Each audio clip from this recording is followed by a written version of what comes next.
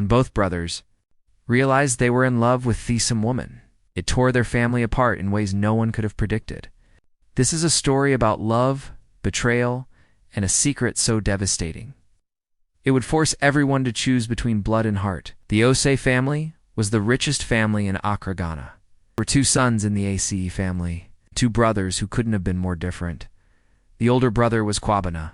He was the CEO of Osei Enterprises, the golden child who had never failed at anything in his life. The younger brother was Ya, 28 years old, quieter, gentler, more thoughtful. He worked in the family business too, but in the background, accounting numbers. The kind of work that kept the company running, but didn't get headlines or praise. Where Kwabena was thunder, Ya was rain. Necessary, life-giving, but easy to overlook. They were brothers. They loved each other, but they also competed with each other in ways they didn't even realize, ways that had been building since childhood. Who got better grades? Who made their father prouder? Who would inherit more of the company? Who would carry on the family legacy? Their father, the old patriarch, Nana Osei, had always favored Kwabena. Everyone knew it. Everyone saw it. Kwabena was the future, Ya was just the spare, and Ya had accepted this, had made peace with always being second, had learned to find joy in the quiet spaces where his brother's shadow didn't reach until he met Amma 5 years ago. Ya had been driving home from university. He'd gone back to school to get his MBA, something his father had barely noticed. When his car broke down on a dusty road outside Accra, it was late evening. The sun was setting, and Ya had no idea how to fix an engine. He was standing there, staring at the smoking hood, when a voice said, "You look like you could use some help." Ya turned around and saw her for the first time. Amma. She was beautiful, but not in the polished way of the society girls you're usually met. Her beauty was natural, raw, real. She wore a simple dress that had been washed too many times. Her feet were in cheap sandals. She carried a basket of vegetables on her head. She'd been coming back from the market, but her smile was like sunrise. "I don't know much about cars," Yar admitted, embarrassed. "I usually have a driver." "Of course you do, Amma," said, but she wasn't mocking him, just stating a fact. She set down her basket and looked at the engine. Radiator's overheated. You need water." "There's a stream just down that path. I'll show you." And just like that, Yal found himself following this village girl down a narrow path, carrying an empty container, feeling more alive than he'd felt in months. They talked as they walked. She told him her name was Amma Mensa. She was 23, lived in the nearby village, helped her mother sell vegetables at the market. She'd finished secondary school but couldn't afford university. She was smart. You could hear it in the way she spoke, in her observations about the world. "What do you do?" she asked him. I work in my family's business," Ya said, not mentioning that his family knowed the business, not mentioning the mansion or the money or the name that opened every door in Accra. "That's nice," Amma said simply. "Family businesses are good. They keep people together." They filled the container with water, walked back to the car, and poured it into the radiator. The engine sputtered to life. "Thank you," Ya said sincerely. "You saved me." "It was just water," Amma laughed. But it wasn't just water. It was the beginning of everything. Ya found himself driving that same road often after that. Just checking on some properties, he'd tell himself. Just exploring the area. But really, he was hoping to see her again, and he did. Again and again. Sometimes at the market, sometimes on the road. Sometimes just sitting under a tree, reading a borrowed book. They became friends.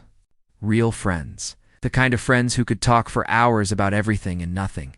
Who could sit in comfortable silence. Who could be themselves without pretense or performance.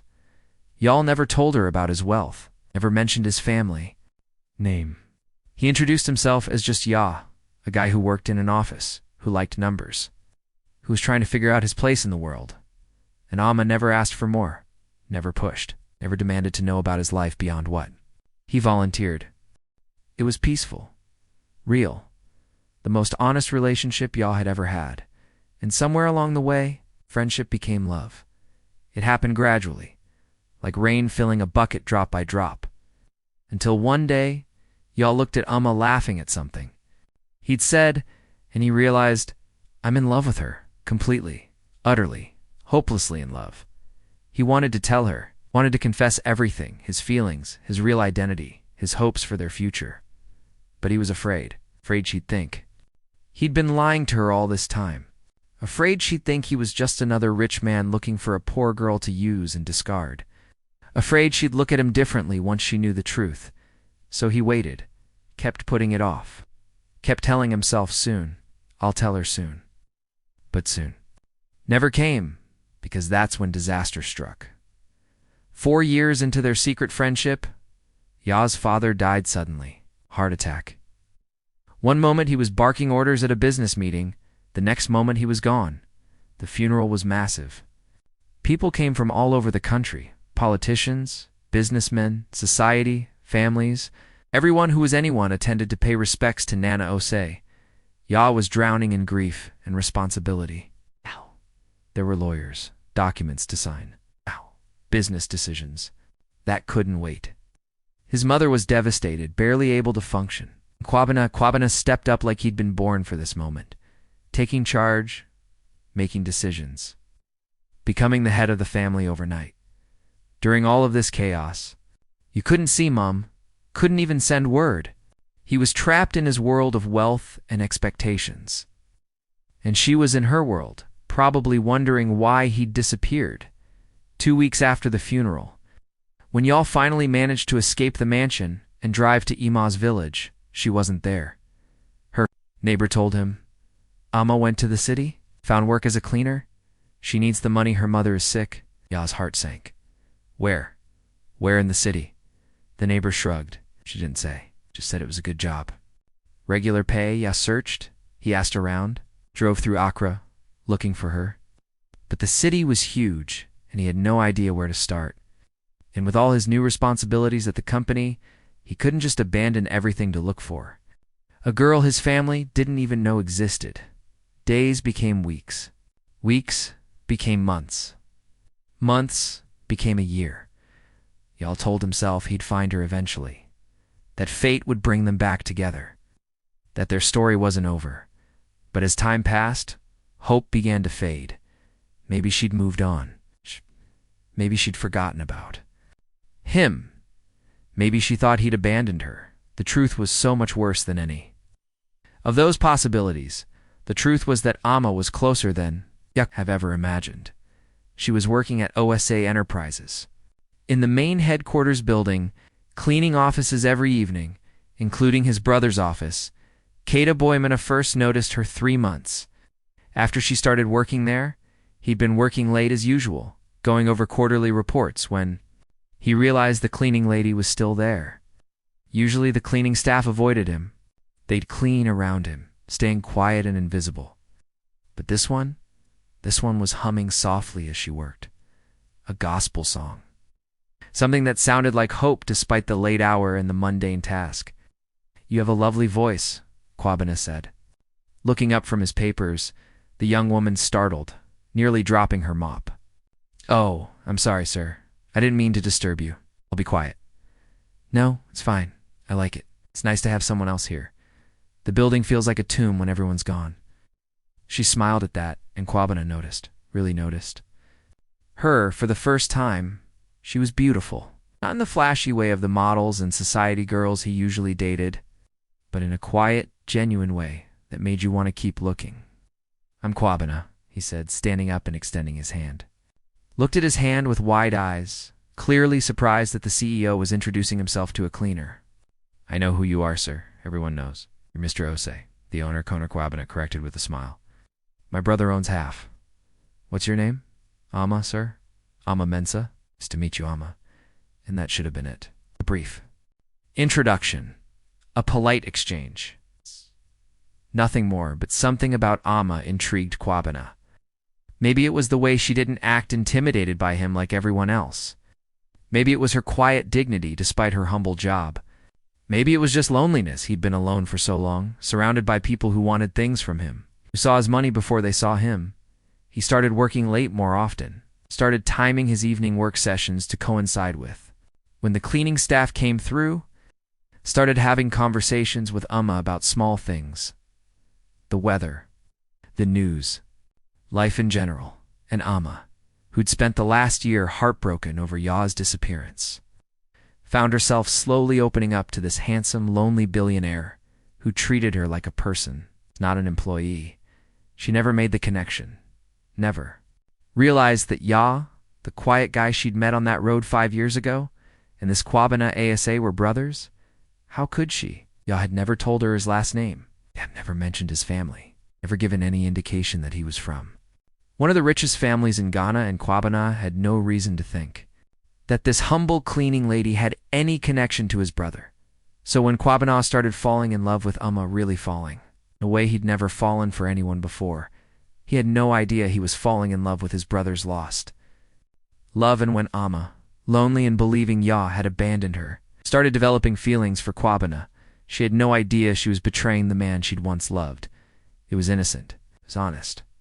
It was two people finding connection in unexpected places. But it was also a disaster waiting to happen. 6 months after Kwabena and Amma started their evening conversations, he asked her out properly, he said one evening, his voice uncharacteristically nervous. Would you like to have dinner with me? Real dinner? Not in this office? Ima's eyes went wide. Mr. Kwabena, I don't think that's appropriate. You're my employer. You're not just anything, Kwabena interrupted firmly. You're intelligent, kind, funny, and you see me as a person, not a bank account. That's rare, Amma. That's valuable. I'd like to get to know you better if you're willing. Amma hesitated. Part of her was still waiting for Ya, still hoping he'd come back and explain why he'd disappeared. But it had been over a year now. Maybe he really had moved on. Maybe what they'd had wasn't as special to him as it had been to her. And this man, this kind, lonely billionaire who made her laugh and listen to her opinions, maybe this was fate giving her a second chance at happiness? Okay, she said softly, I'll have dinner with you. That dinner turned into another and another. Within 3 months they were in a relationship. A real relationship. Kwabena was happier than he'd been in years. He'd found someone who loved him for him, not his money. Someone who challenged him, made him think, made him want to be better. And Amma felt guilty sometimes thinking about Ya. But she told herself she had to move on, to live her life. Ya was gone, and Kwabena was here, present, real, loving. She just wished she could shake the feeling that she was betraying someone. That somewhere, somehow, she was making a terrible mistake. The truth came out in the worst possible way, Kwabena decided, after 6 months of dating Amma, secretly, that it was time to introduce her to his family. He was serious about her. He wanted to marry her, wanted his mother and brother to meet the woman who'd changed his life. I need to tell you something first, Kwabena said to Amma the night before the family dinner. My family, they're going to be skeptical. You're not from our world. My mother especially is going to think you're after my money. Maybe this isn't a good idea, Amma said nervously. Maybe we should wait. No, Kwabena said firmly, taking her hands. I love you, Amma. I don't care what they think. But I want you to be prepared. It might be uncomfortable. I can handle uncomfortable, Amma said, trying to sound confident. But inside her stomach was churning with anxiety. The next evening, Kwabena picked her up in his car, a sleek Mercedes that probably cost more than Ima's entire village. He drove her up the hill to the ASA mansion, and Uma's breath caught in her throat. She'd known Kwabena was rich. But this was a different level. This was wealth. Old money. Power. Don't be nervous, Kwabena said, squeezing her hand. They're just people. Difficult people, maybe, but just people. They walked into the mansion together, and Amma felt like she was entering a different world. Everything was marble and gold and crystal. Servants moved silently through the halls. Expensive art hung on every wall. Kwabena's mother, Auntie Euphoria, was waiting in the sitting room. She was an elegant woman in her 60s, dressed in expensive kente, her jewelry probably worth more than most houses. She looked at Amma with cold, assessing eyes. Mother, Kwabena said, this is Amma Mensa, the woman I've been telling you.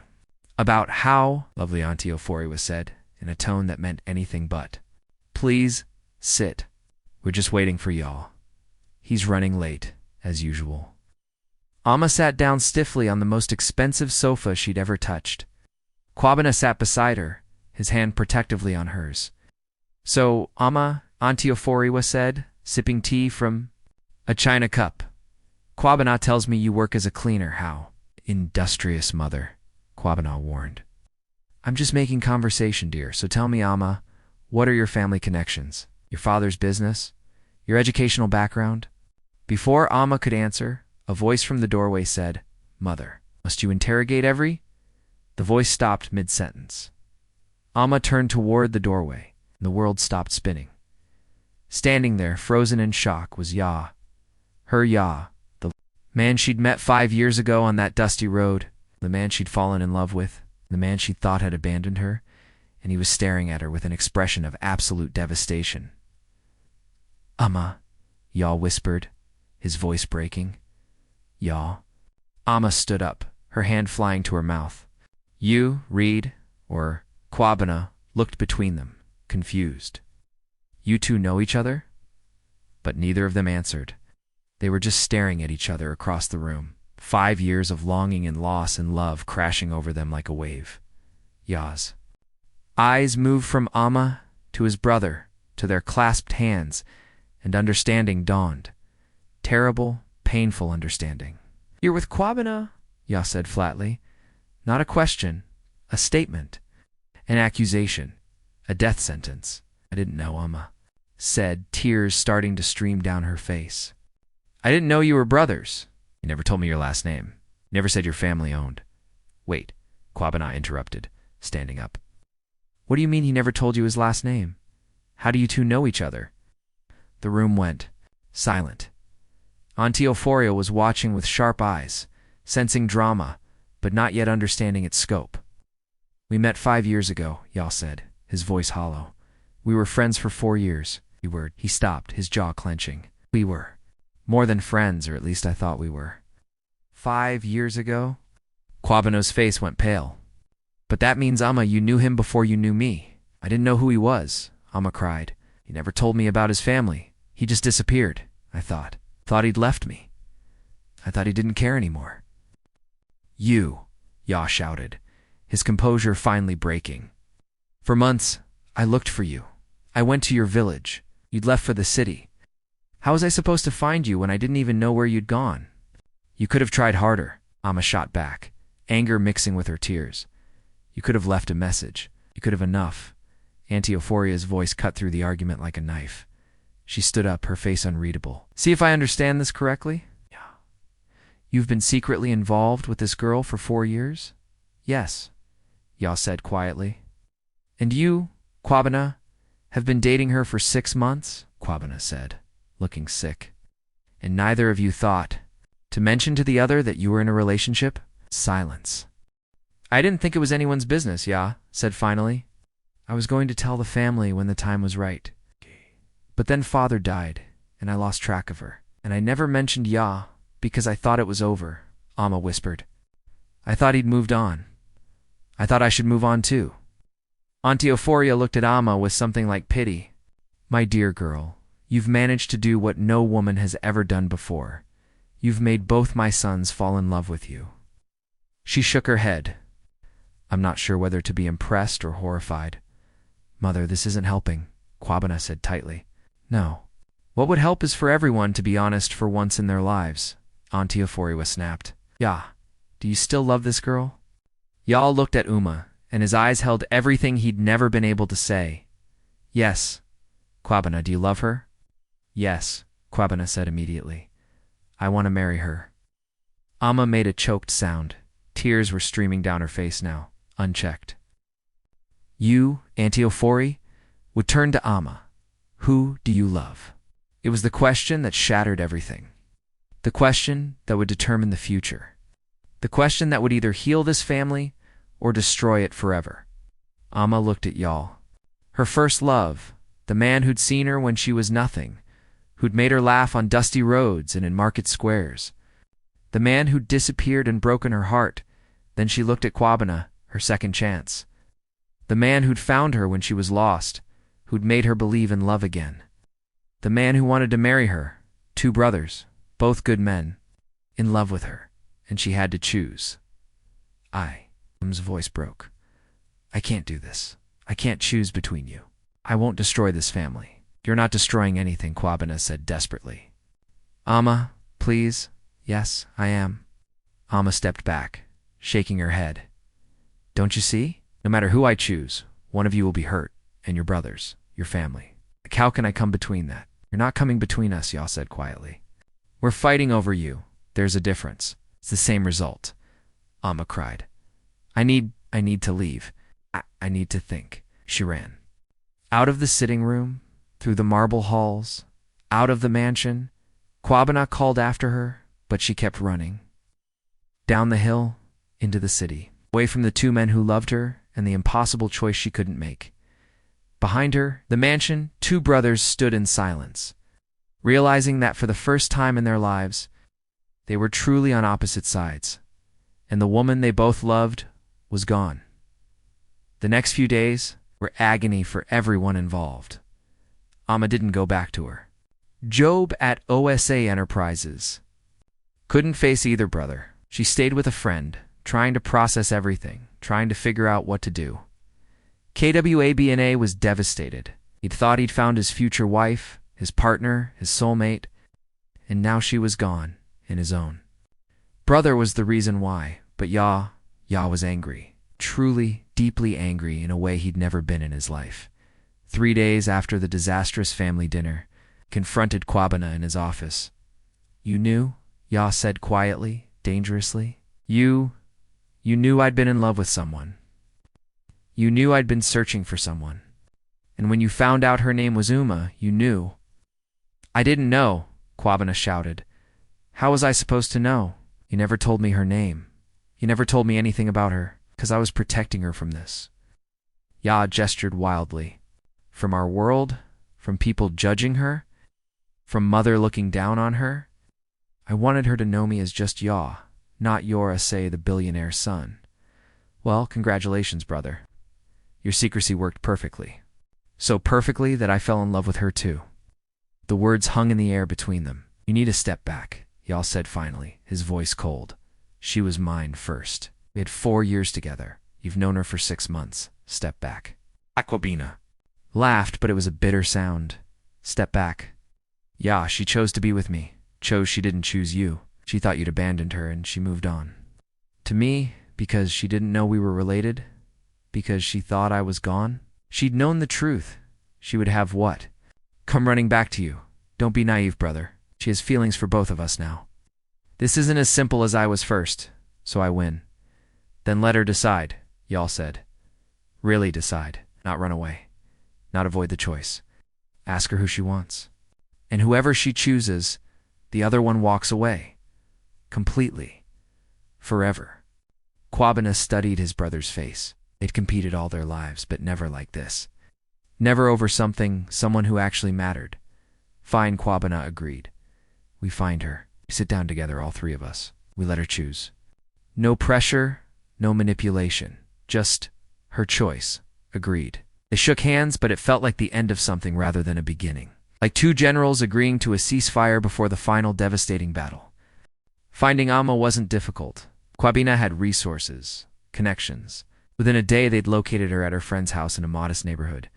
When they showed up together, both brothers, side by side, Ima's eyes went wide with panic. We need to talk, Kwabena said gently. All 3 of us, Ya added. They sat in a small chop bar nearby, a local restaurant where they wouldn't be recognized or disturbed. It was neutral ground, safe. For a long moment, nobody spoke. They just sat. There are 3 people bound together by love and circumstance and impossible choices. Finally, Ya spoke. Amma, I need you to know something. When I disappeared, it wasn't because I didn't love you. It was because my father died, and I got trapped in family responsibilities. And by the time I came looking for you, you'd already left the village. I searched for you, For months, I never stopped looking. I didn't know, Amma whispered. I thought it was easy for you to leave. I thought it didn't matter. You mattered, Ya said, his voice thick with emotion. You were everything. You were the only real thing in my fake world. It's the only person who saw me, not my money. Kwabena shifted uncomfortably. And I need you to know that I fell in love. With you, honestly, I had no idea about you and Ya. If I'd known, I never would have pursued you. But I did fall in love with you, Amma. Really, truly in love. I know, Amma said, wiping tears. And I fell in love with you too. That's what makes you this so impossible? You love us both? You asked quietly. Amma nodded miserably. I love who you were to me. Yeah, my first love, my friend. The man who made me feel special when I was nobody. But I also love who Kwabena is now. The man who found me when I was lost, who made me believe in love again. She looked between them. How can I choose? If I choose Ya, I hurt Kwabena, and I lose what we built together. If I choose Kwabena, I hurt Ya, and I lose our history, our foundation. In either way, you two brothers will never forgive each other. I'll be the reason your family is broken. Then don't choose, a new voice said. They all turned. Auntie Euphoria Stood at the entrance of the chop bar, elegant and out of place in her expensive clothing. She walked over and sat down at their table without being invited. Mother Kwabena said, surprised, What are you doing here? Following you, obviously. One needs to stop you boys from making fools of yourselves. She looked at Amma with sharp but not unkind eyes. My dear, you're right. No matter who you choose, you'll destroy this family. But you're wrong about one thing. What's that? Amma asked quietly. You're wrong to think that choosing no one solves the problem. If you walk away from both my sons, they'll both be heartbroken. Both spend the rest of their lives wondering what if. And they'll still resent each other because they'll both know the other one loved you too. Then what am I supposed to do? Amma cried. There's no good answer. No, there isn't, Auntie Euphoria agreed. Welcome to life, child. Sometimes there are no good answers, only honest ones. She leaned back in her chair. So here's what I propose. I'm going to ask you 3 questions. You will answer them honestly from your heart, without worrying about who you hurt. And then, whatever you decide, both my sons will accept it. They will remain brothers. They'll remain family. Whoever you don't choose will find a way to be happy. Because that's what adults do. She looked at her sons. Do you both agree to this? After a long moment, they both nodded. Good, Auntie Euphoria turned to Amma. First question, when you think about your future, your real future, not romantic fantasy, but actual daily life, who do you see beside you? Ya or Kwabena? Ma closed her eyes. She thought about mornings and evenings, about growing old, about facing problems, about building a life. I see Kwabena. Goff flinched as if he'd been struck, but he remained silent. Second question. If you could go back 5 years and change what happened if y'all had never disappeared, if you'd never met Kwabena, would you? Amma thought about this carefully. No, she said finally, because even though it hurt, even though I thought y'all had abandoned me, that pain taught me things, made me stronger. In meeting Kwabena, that was its own journey, its own love story. I can't wish away either of them. Final question, Auntie Euphoria said softly. And this is the most important one, so think carefully before you answer. If I told you that choosing one brother would destroy the other, truly destroy him, break him completely, would you still choose? Or would you walk away from both? Table went silent. This was the real question, the one that mattered most. Amma looked at Ya, saw the pain in his eyes, the love, the history. Then she looked at Kwabena, saw the present, the future, the man she'd chosen to love again. Amma took a shaky breath. I wouldn't choose. I'd walk away, because I couldn't live with myself if I destroyed either of you. Though it would break your heart, Auntie Euphoria pressed. Even then, y'all made a sound, something between a laugh and a sob. He reached across the table and took Ima's hand. That's exactly why you're worthy of being loved by both of us, because you put others before yourself. He squeezed her hand, then let go. But mother, you're wrong about one thing. Choosing Kwabena won't destroy me. It will hurt. It will hurt like hell. But I've already lived through losing her once. I can survive losing her again. He looked at his brother. I can survive. It because she'll be with someone who will treat her the way she deserves. Someone who will love her the way I loved her. My brother.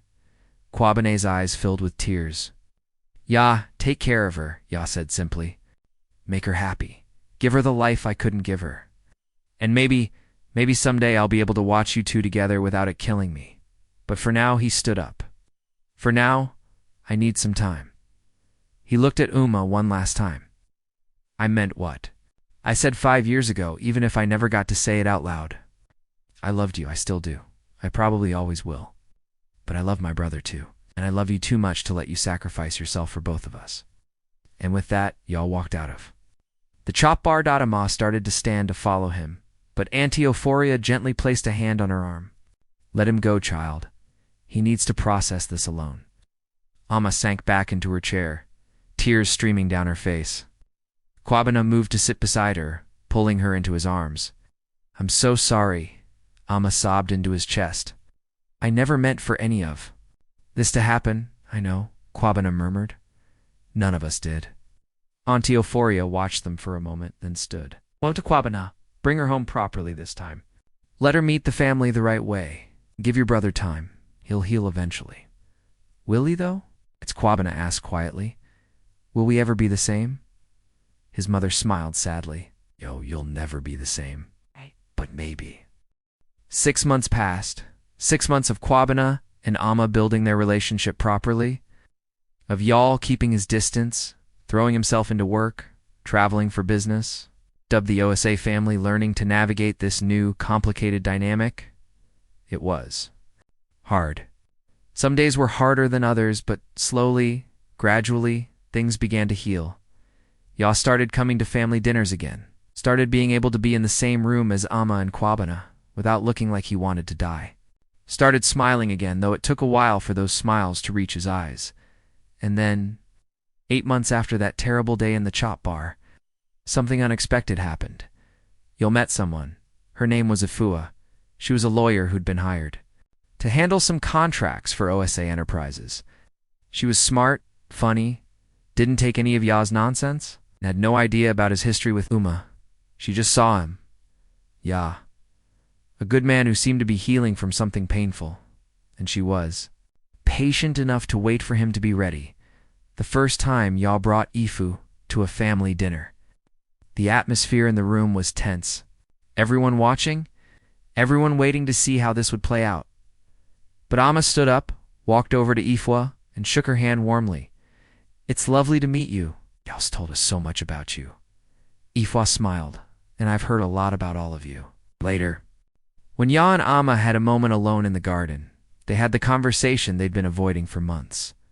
Are you okay? Amma asked quietly. Really okay? Y'all thought about it? Get in there. Ifua helps.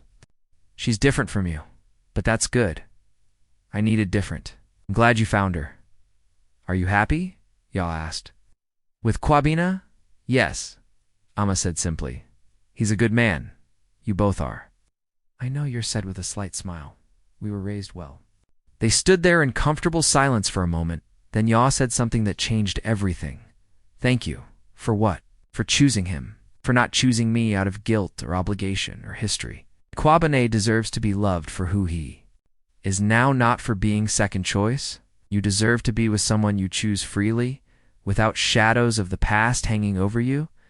We'll always have history, Amma said softly. I know. We don't have to be trapped by it. Ya held out his hand. Friends. Amma took his hand. Friends.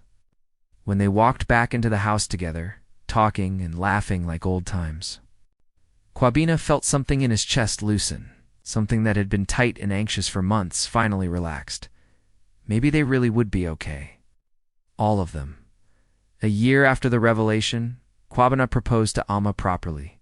He didn't do it in some flashy, public way. He did it at the place where he'd first really gotten to know her, in his office at OSA Enterprises, late at night, with the city lights spread out below them. Amma Mensa, he said, getting down on one knee. you've made me believe in love. Real love. The kind that's messy and complicated and worth fighting for. Will you marry me? Yes, Amma said through tears. Yes, 1,000 times yes. The wedding was beautiful, traditional and modern at the same time.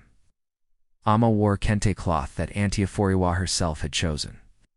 Kwabena wore traditional kente as well, looking like the chief he was named after, and Yor stood beside his brother as best man. It could have been awkward, could have been painful. But instead, it was healing. When it came time for the best man's speech, everyone held their breath. What would y'all say? How would he handle this moment? Y'all stood up, glass in hand, and looked at his brother and new sister-in-law with clear eyes and genuine smile. Most people would expect this speech to be awkward, he began, and a nervous laugh rippled through the room. I won't lie, a year ago it would have been. But here's what I've learned. Love isn't about ownership. It's not about who saw someone first or who has more history. It's about who's willing to show up day after day and choose each other. He looked at Kwabena. My brother showed up, chose Amma every single day, fought for their love even. When it was complicated, even when it hurt other people. That takes courage. Then he looked at Amma. And you, Amma, you made the hardest choice anyone can make. You chose honesty over comfort. You chose your heart over your guilt. You chose to build a future instead of living in the past. He raised his glass to my brother and his bride. Your love continued to be brave. May your marriage be filled with honesty, and may you always remember that the best love stories aren't the easiest ones. They're the ones that tested you and proved that you were strong enough to survive. Everyone raised their glasses. To Kwabena and Amma. After the toast, Kwabena pulled his brother aside. Thank you. That meant everything to me. I meant every word y'all said. Then quieter. Are we okay? Really okay? Kwabena pulled his brother into a hug. We're better than okay. We're brothers. Nothing changes that. And in that moment, they both meant it. Years later, when Yanafua had their own wedding, Amma and Kwabena were there, celebrating just as enthusiastically. The two couples became close friends. Their children would grow up calling each other's parents, aunt and uncle. It wasn't perfect. There were still moments when old memories surfaced. Times when Ya would see Amma laugh at something Kwabena said and feel a ghost of old pain. Times when Amma would wonder what her life would have been like if Ya had never disappeared. But those moments became rarer and rarer. Because they'd all learned something important. The heart is big enough to hold multiple truths. You can love someone and let them go. You can have history with someone and still build a future with someone else. You can be hurt by something and still forgive it. And most importantly, family is worth fighting for. Even when love gets complicated. Even when brothers fall for the same woman. Even when the path forward isn't clear. You find a way. You heal. You grow. You choose each other again and again. In whatever form that choosing takes. One evening, years after all the drama had settled, the extended family gathered at the Osei mansion for dinner. Kwabena and Uma's children were running around the garden. Ya and Afua's baby was sleeping peacefully in her mother's arms. Danti Oforiwa watched over it all like a contented queen. Ya and Kwabena stood together on the balcony, watching the sunset paint the sky in oranges and purples. Do you ever wonder, Ya said thoughtfully, what would have happened if I'd told Amma who I was from the beginning? If I'd been honest about my family? Every relationship has its what-ifs, Kwabena replied, but I've learned not to dwell on them. The past brought us here, to this moment, where we're both happy, both in love, both still brothers. You're right, Yor said. Then he smiled. Though I have to say, brother, you have excellent taste in women. Choosing the same one I did? Kwabena laughed. Well, you chose Afua after me, so I guess we both have good taste. They clinked their drinks together, and in that moment all was right with the world. Behind them, Amma and Afua were laughing together about something. Their husbands' voices drifting toward them. They're talking about us, Ifua said with a knowing smile. Probably Amma agreed. Should we be concerned? Nah, If they've survived loving you, they can survive anything, Amma laughed. That's true, though I think they're stronger for it now. All our Afua said, then added more quietly, thank you, by the way. For what? For letting him go? For loving him enough to choose what was right for everyone instead of what was easy. If you'd chosen differently, I never would have found him. Amma squeezed her hand, and thank you for helping him heal. For showing him that first love doesn't have to be last love, that there's room for more than one great love in a lifetime. The two women sat there, bound by the complicated history. They shared, watching their husbands and children, grateful for the messy imperfect. Beautiful families they'd built. And so, friends, this is where our story ends. But really, it's where life begins. Because love isn't simple. It's not clean. It's not a straight line from first sight to happy ending. Love is messy. It's complicated. It requires choices that hurt, sacrifices that cost, forgiveness that's hard-earned. But that's what makes it real. That's what makes it worth it. The billionaire loved a poor girl, not knowing his brother loved her first. And yes, it caused pain. It broke things. It tested the bonds of family and the limits of the heart. But in the end, it didn't destroy them. It refined them. Like gold through fire, like diamonds under pressure. They came out stronger, more honest, more capable of love, because they learned that the heart is big enough for complicated truths. That family can survive even the most impossible situations. That love, real love, wants what's best for everyone, even when what's best means letting go. You'll learn that first love doesn't mean only love, that healing is possible. That your brother's happiness can become your happiness too. KWABNA learned that love isn't about winning or being first. It's about showing up every day and choosing each other. And Amma learned that you can honor your past while building your future. That choosing doesn't mean betraying. That love can have many chapters, and each one is valid and real. I hope this powerful African tale has touched your heart today, friends. If this story moved you, if it made you think about love and family and the complicated choices we all have to make, please hit that like button. Subscribe to our channel for more stories that will challenge your heart and mind. And share this with someone who needs to hear that families can survive anything when they choose love over pride. Drop a comment and tell us, could you forgive a sibling who fell in love with someone you loved first? How would you handle this situation? We want to hear your thoughts. And don't forget to tell us where you're watching from: New York, London, Johannesburg, Lagos, Accra, Kingston, Toronto, Birmingham. We love knowing our global family is out there. Remember, love isn't about who was there first. It's about who's willing to stay. It's about who shows up when things get hard. And sometimes, the greatest act of love is letting someone else have their happiness. Even when it costs you yours, family is worth fighting for. Love is worth being honest about. And forgiveness. Forgiveness is the bridge that lets everyone walk toward the future together. Until next time. Friends, may your love be honest, your family be strong, and your hearts be brave enough to choose what's right, even when it hurts.